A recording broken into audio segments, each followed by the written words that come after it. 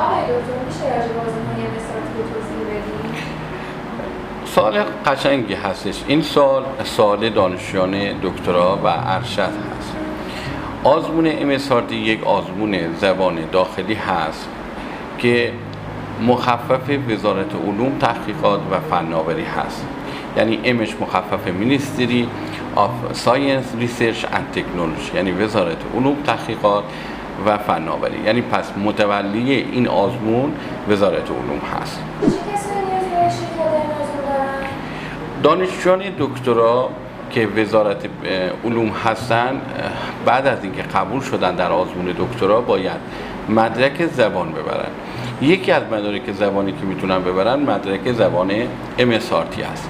ولی خیلی از افراد نمیدونن که دانشجویان دانشگاه وزارت بهداشت هم میتونن از این آزمون استفاده کنن.